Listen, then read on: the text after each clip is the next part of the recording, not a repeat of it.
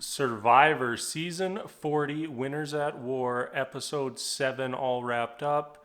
It looks like this is probably the last episode before the merger, so it was very important for the tribes to win immunity and go into the merger with an advantage in the numbers.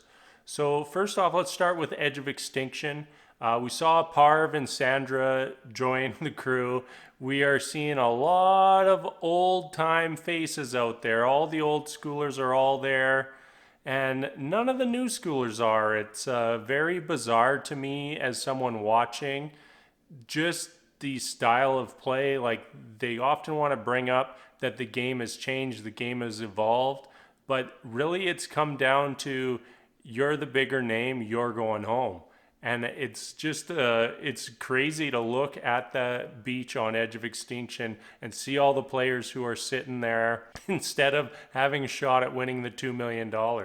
So when Parv and Sandra get there, Sandra is kind of explains what happened, immediately gets kind of made fun of a little bit for how bad her play was that led her to go home. And in all honesty, it was pretty terrible. If you think she gave the idol to Denise and Denise sent her home, like, ridiculous. Sandra explains what happened and then just says, like, I'm done. I don't want to be here. I'm going home. So she walks over to the flag, pulls the flag, and she is headed out of Survivor Winners at War. So Sandra is our first person to truly go home this season. We got another challenge on Edge of Extinction. This one was 4 fire tokens hidden on the island.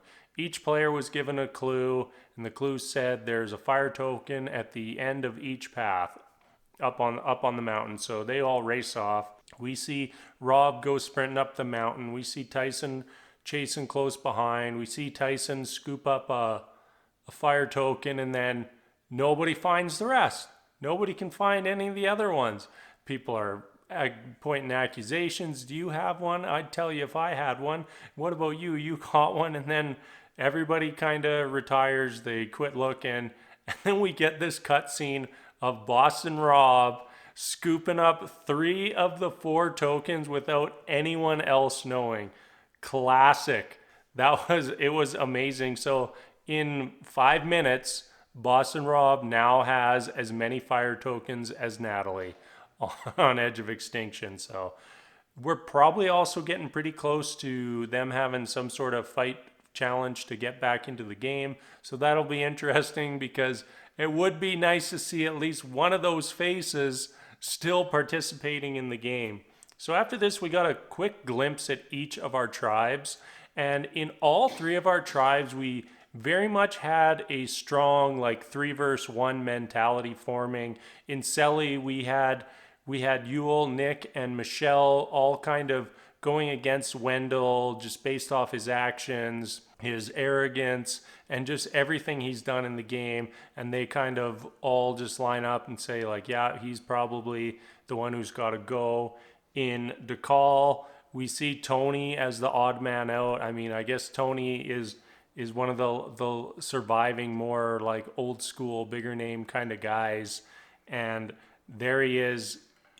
Just nobody wants to play with him. Nobody wants to work with him. And it's very bizarre to me, and not really sure what's going to happen. And I'm hoping he can make it to the merge, because I think he will fare better after they merge. And then in Yara, it looks like Adam is the odd man out. We also had this weird little scene in Yara where everyone was like half-ass looking for the hidden immunity idol. Everybody suspects that someone has it. 2 of the people know who has it, and the other 2 suspect somebody already found it. It was just a very weird whole scenario. All right, so let's get back to the game. So we had another immunity challenge. Today, only 1 person going home, so the first 2 tribes finished will get immunity. We see all 3 of our teams. It's like a water hauling game where they have to work together to haul this disc of water without spilling any, and then dump it in a well to lower the puzzle so they can do the puzzle. And all 3 of our teams actually reach the puzzle roughly the same time, and we see Yara pull ahead right away. They crush the puzzle, they finish first, and then we kind of had a real back and forth between DeCall and Selly. And it was crazy because once again, Wendell talking smack to Jeff Probst and then loses the challenge. And this one was like within a second. If he had just been focused on the puzzle, Selly just wins and they don't go to tribal. Instead, they are headed off to tribal. So, as I said earlier, it was kind of looking like it was going to be a pretty easy vote. They were voting out Wendell. And I mean, we just did another challenge. Wendell cost them the challenge again. Like, they all want to vote out Wendell. Just vote out Wendell. But we get into the, back at Selly when everybody's discussing things, and all of a sudden, Yule says that he wants to try to figure out a way to get Wendell's fire tokens before he's voted off. And then it was like immediately, Nick and Michelle were just like, yo, that was pretty sketchy by Yule. And it's like, what? Pretty sketchy by Yule? How about the guy who had to showboat instead of just winning you the challenge? How about that for being sketchy? No, Yule has the one wrong sentence. Done. They go to tribal. Blindside Yule. He's gone. Edge of Extinction. Another old schooler onto Edge of Extinction, out of the game. And my mind was just blown because I'm thinking they all know the merger is coming very soon. You need to go into that merger with people you can trust and people you can play with. Wendell has shown, Wendell has very overtly shown that he is not going to play with you and that he is going to do whatever is best for Wendell. And yet Nick and Michelle took him with them. On top of that, Michelle always says that she was a little bit spurned by Wendell and, wants a little bit of payback. Yet here she is voting with Wendell. Here she is going into the merger with Wendell. Insanity. Absolute insanity. I really feel like Wendell, Nick, and Michelle threw any chance they had of winning out the window. If they would have voted out Wendell, Yule, Nick, and Michelle would have gone into the merger as a solid 3.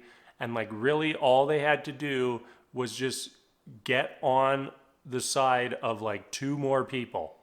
Work with another group, work with the outcasts from the other 2 tribes, and you're solid. Now they go in to the merger. They're going to be all free agents, not have any sort of alliance, not have any long-term bonds in the game built up. And I guess they were in tribes earlier in the game with a few of the other members. So maybe they're hoping that's enough to carry them over. But I just don't really see how it will be.